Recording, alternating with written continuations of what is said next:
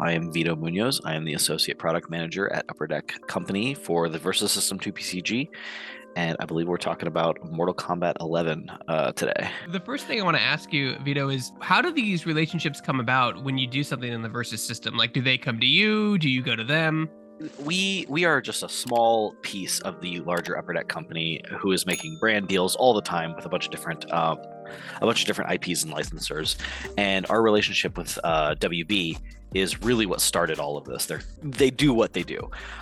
So we were working with them, and we were looking for different aspects to do within the Versus System community, and I think they were the one who offered it up. Like, hey, could you do anything with the Mortal Kombat license? And we're like, absolutely, we could do stuff with the Mortal Kombat license.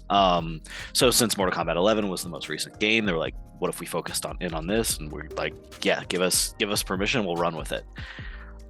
So yeah, from that point on, it goes into game development, game design, and we just hit the ground running. Now, talk about, like, obviously you're going to have like your characters in there, like Scorpion, Sub-Zero, your Liu Kangs. Like, how do you go about designing that character to work in your game? So it all begins with a checklist. We'll start with who do we want in the game, and sometimes that's determined by the licensor, sometimes that's determined by us. Because we were focusing in on Mortal Kombat 11, we wanted to stay true to the story of Mortal Kombat 11, not necessarily the DLC or just the competitive fight mode. So we really wanted to feature what the story was about, who the characters are, make sure that Cassie Cage is in there, make sure that Liu Kang gets represented as the fire god. A little bit of spoilers for the end of the game, but he becomes a fire god. So we really wanted to hit those high points. From a checklist, we then send that off to our game designers, and we say, hey, roll with it. These are the characters we want to use. And they go a very top-down approach, where they'll start with, like, who is Liu Kang and what does Liu Kang represent? And then build it out from that. There are mechanics and things that exist within the game fundamentally, so those do get applied with respect to who the characters are. But we always try to approach things from a flavor-first perspective. Well, that's great. Can you give us some examples of like some of the unique mechanics, like Scorpion and Sub-Zero, two of my favorite characters? Can you give me some examples of how they work in your Versus system and this expansion? Oh, absolutely. So, well, and this actually goes with the kind of history of Versus system and what we've done before. The ability to freeze exists within superheroes. Primarily, yeah. we use superheroes a lot. So the freeze mechanic has been in the game for a very long time. When you freeze an opponent, you choose a character, they exhaust, and then they don't ready at the beginning of their opponent's next turn. This was a shoo-in for Sub-Zero. This was the easiest thing in the world to hand to Sub-Zero, is a mastery of ice and making sure that he can freeze not only efficiently but incredibly effectively. And he goes so far as to freeze. He has double freeze on his kind of character. Like, his regular ability, he can pay a energy resource to freeze an opponent. But if you were to amplify it, which is the ability to discard from your hand rather than playing from your resource row, you get to freeze multiple opponents. So you're kind of choosing to not have the resource in play, but instead do it bigger. And that's a representative of his power level and his control of ice. Same with Scorpion. Moving characters from back row to front row. Rows, you remember playing from the X-Men set. Rows are very important. It's about protection. It's about flight and all those sorts of things. So the ability to move a person from the protection of their back row to their front row just through the use of a superpower was easy for Scorpion. I mean, his kunai chain and get over here. We even named the ability that because it's just so iconic to the character. When you talk about how do these, when you make new cards like this that have interesting new abilities in your ecosystem, how does that work when you're thinking about other sets in your Versus system, like your other X-Men sets, your other DC sets, that kind of stuff? Like, how does that come to mind? Because you guys kind of have your own closed ecosystem. You know, you're already out of the box. It's already kind of semi-competitive out of the box, but you also have this plethora of library of cards. Does stuff get really wonky on design end when, like, keeping in mind of like a set you made 2 months ago or 6 months ago when you're making new cards currently? Absolutely, and that's part of the thing that I've done in my time here. We work very closely with our game designers, and they are kind of the masterminds behind all of this. One of my main focuses was to, every time we're creating a new set, it is a closed off experience. It can be out of the box. It can be just by itself, and the initial phases of design, we focus primarily on that. But then we also test it with everything else that exists. We have photographic and illustrated universes, so there's a further subdivide. We make sure it works within those universes. But at your kitchen table, we also want the photograph and illustrated universes to cross over. We want you to be able to play the cards you want to play the cards and create the best play experience for each of those. So that from that point on, that's all game development, and that is just testing, making sure that what we're doing isn't breaking something way further down the chain. You speaking of like, how much heads up do you guys get before you get a license? Like for the Mortal Kombat one, for example, like how much in advance did you know you were going to be able to use that, and how does that affect your development cycle? It's give or take and case by case.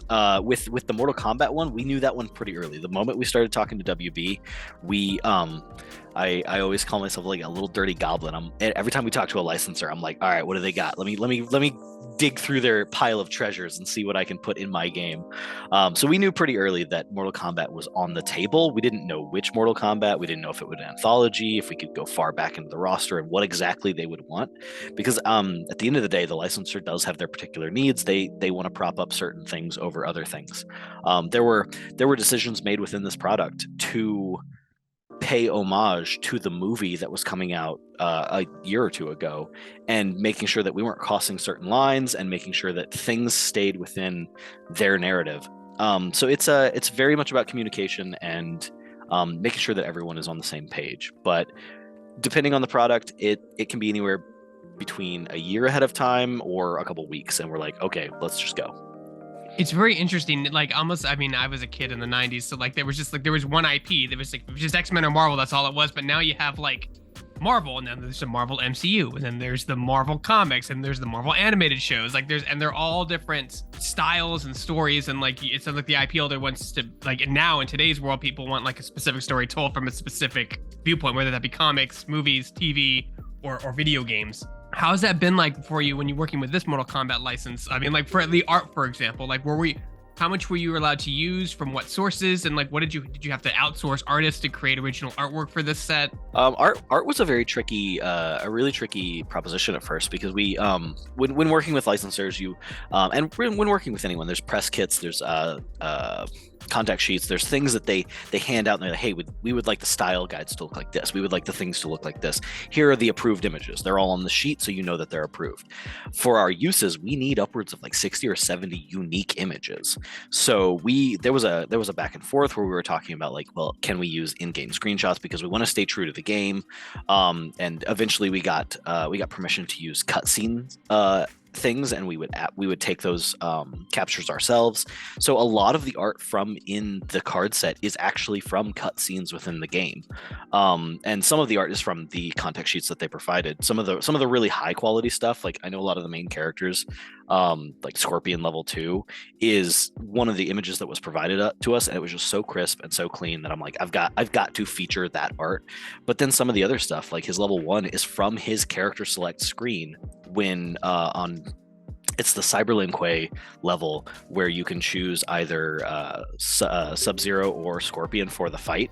So I took that screen and I cut it in half, and I made one of them one character and one of them the other character, so that if you were paying attention to the cards and you were a fan of the game, you would be able to point it out and be like, hey, this is when you actually get to choose between those two characters.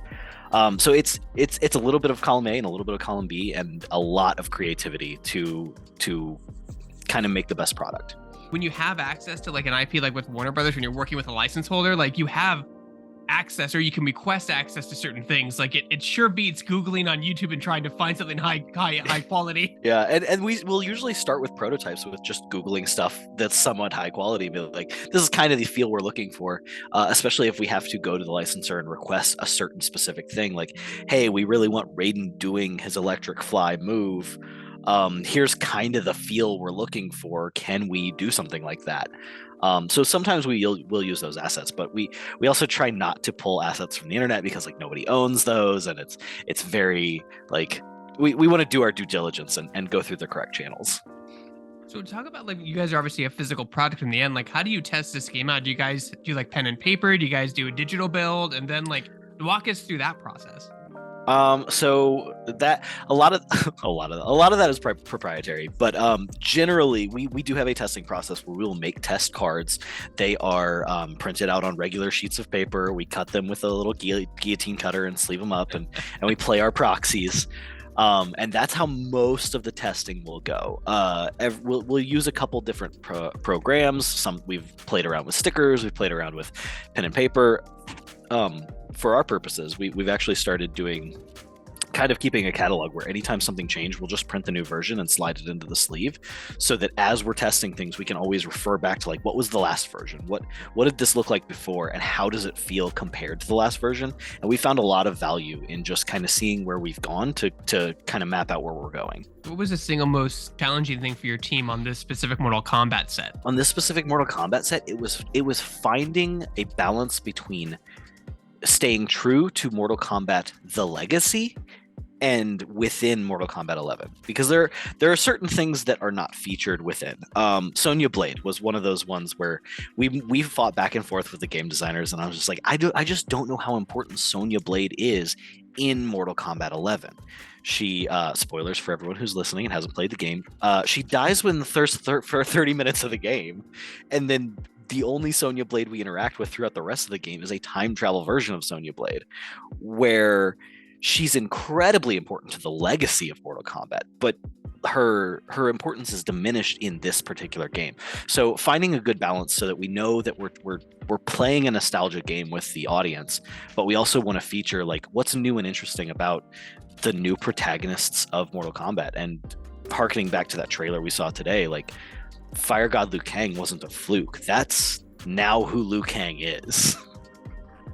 Yeah, because like that's weird. Because it's I don't want to talk too much about the game, but yeah, it's like now it's a reboot, but it takes place after 11, so the events still happen. I guess it's weird. We're still figuring that out based on the trailer this morning as everyone woke up to it. Yeah, no, and I really appreciate and admire just the Mortal Kombat series for doing that. Things got weird once you hit X. And then we start messing with time travel, we start messing with different dimensions, and everything felt like, okay, they're probably just going to do a very typical superhero move, have a bunch of timelines, and then just kind of reset and just go back to what we know, and we'll continue on with Mortal Kombat 13, and we'll just skip 12 or something.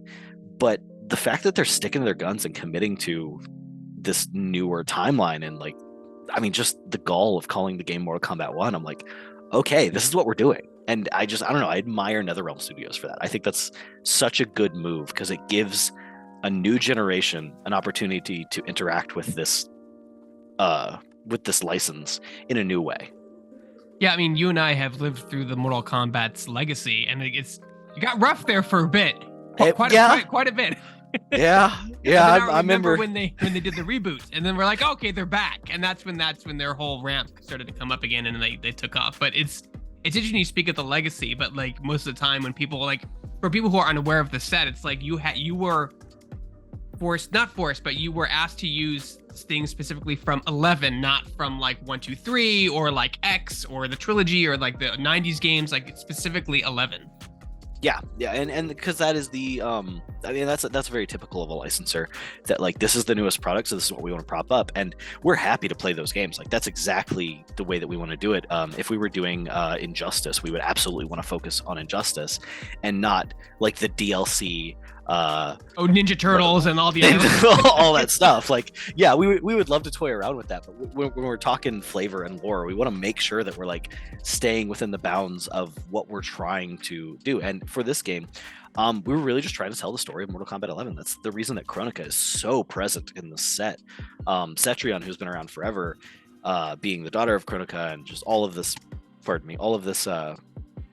lore that we're trying to bake into the game and really make it about Mortal Kombat 11, but at the same time give you your Liu Kang, Sub-Zero, Raiden, Sonya Blade, like the hits keep coming, and that's what we try to do with this product. Now, do you have a favorite card in the set that you absolutely adore, whether it's a mechanic or an art design or anything like that? Absolutely. So there was a card. Where you at? I'll find you. The most important card in the set to me is Finish Him, and that this could exist as a plot twist within the set. Like, this was the one card that I had multiple talks with the game designers. I'm like, this card has to be perfect. We wanted the card to be powerful, evocative, flavorful, and I really think we nailed it. Finish him in our set. It's a plot twist you play during your main phase, and it's super simple, super clean. KO a wounded enemy supporting character. If they have been hurt, you could just play this card and kill them. They're gone. Just literally that, finish them. And then there was a mechanic on a bunch of main characters that if this main character's in play and you use that card, something else happens. We called those fatalities. It was a very tongue-in-cheek playing with what goes on in the game versus what can go on in our game. No, you mentioned a little bit before your mic went out about like how like your game doesn't have filler. You know what I mean? Like there are a lot of card games that have they have the booster packs kind of marketing thing, and there's a ton of filler. One I can safely say is Pokemon. There's so much filler in that game, like an unnecessary amount of filler in the game. There's just cards that are just terrible. You'd never use them. They're just there because they're there. But you guys, since your card game is a little more unique, in terms of like you release these sets that are self-contained. Like, what does that open up for you from a design standpoint? You don't have to worry about people trying to, empty out crates of boxes to try to get that one chase card. Yeah, the main feature of us being like a game in a box and just everything you need is already there, is that collectability standpoint where like if you are interested in the chase, unfortunately there's no chase, but if you're interested in gameplay, everything you have is there. We really speak to the people who prefer to play games over opening packs, and that is kind of where we sit. Where that bleeds into our design philosophy is just this idea of like no bad cards. We don't need them in our game.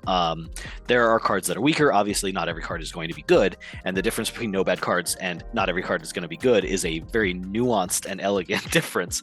But we try to maintain a no bad cards mentality. And when you say, and like just to read it, when you say no bad cards, you mean like there are cards that have maybe specific roles that just play differently than other cards. You know what I mean? Like they're not like, not everything is going to be your, instantly kill something card or instantly, flood the, moves. Like they're going to all have their place in your ecosystem. Absolutely. And that's been a design philosophy that we've really been working with designers on, and just making sure that sticks, especially with our upcoming sets, with the boys and AEW. We really want to nail the feel. Well, one thing I said to branch off into AEW a little bit, one thing I said to the designers when we were talking about building this set was, do you know who Justin Gabriel is? And they were like, no. And I'm like, well, Justin Gabriel is someone's favorite wrestler.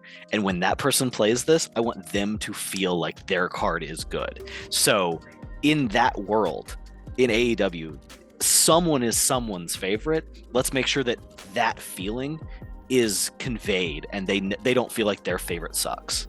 And that all comes back to Mortal Kombat. Like, I don't know how many Aaron Black mains there are in the world, but he's somebody's favorite. So we want to make sure that Aaron Black is represented and fun and is that like cowboy gunslinger that he's supposed to be. That's great. So what Vito, what's next for Versus, and when can people get their hands on the Mortal Kombat set? Mortal Kombat set came out 4/19. It was last month. It is 1 month old at this point. And you can get it from your local game store. Obviously, we always prop up the local game store. Please go to your local game store. Ask them to order Versus System 2 PCG Mortal Kombat 11. Get it through them first. We want to support the ecosystem of playing games, because that is where we all came from. That is where we all find comfort. That is how this business grows. Beyond that, you can find it on our web store, upperdeckstore.com. And we'll be at Gen Con and San Diego Comic Con. I guarantee we'll have some product on hand, so you can come see us there, and we'll sell it to you face to face. You can shake my hand and high five me and all that. Where we're going from here, we have another Marvel arc coming, the Cosmic arc, featuring Fractured Family, Frightful Foes, and Future Foundation. If any of those words mean anything to you, you may already kind of know what the structure of that arc is. It is Fantastic Four related. And beyond that, we've got the boys coming out in the coming months. We have AEW coming out by Gen Con. And we are super excited to branch into the professional wrestling world.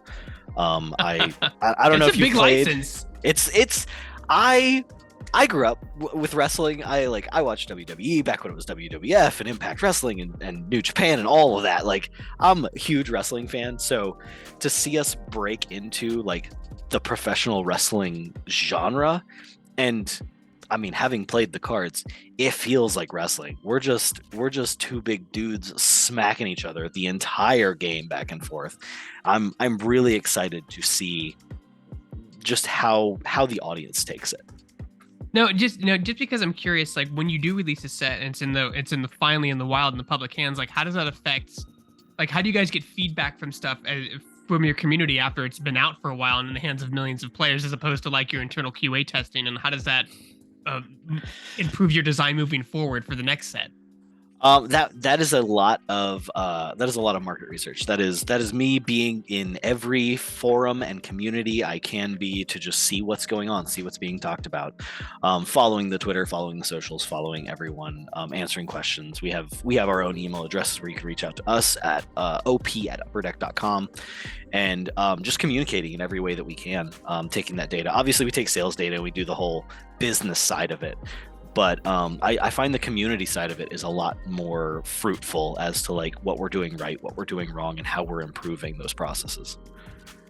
Great. And then the last question, I was saving this for last because I wasn't sure if you're able to like talk about this, but you have a lot of different licensees across the board. And like, do you ever run into have you ever run into the issue where like an IP holder's like, well, you did this set and we really don't want to be affiliated with that license. We want, you know what I mean? Or is it because you're so kind of like out of the box and enclosed system that it's kind of really easy for IP holders to be like, yeah, that's fine? It is. I'll be careful about how I answer it, because like Yeah, yeah, because you some of can't that talk is about that. I'm not going to get you, so I can No, no, edit no, it no. out, but You're fine. It is very much like we've never had anyone come and say like we don't want to work with you because you work with X. That's never been the case. But we have had to explain like the nuances of like, well, technically you're not incorporated with this. These games can be played together. And in many cases, like it is a living card pool. Everything is viable at all times, but your product is self-contained to your product. If you want to add extra stipulations on that, if you want to make it to where it is, we will only be focused solely on your product while we're on your product. So that is kind of how we approach that. The Mortal Kombat 11 versus system is all contained within that, and we will try to make expansions to go along with that, but it's all going to stay in that same IP vein as a part of the larger versus system 2PCG like gameplay community.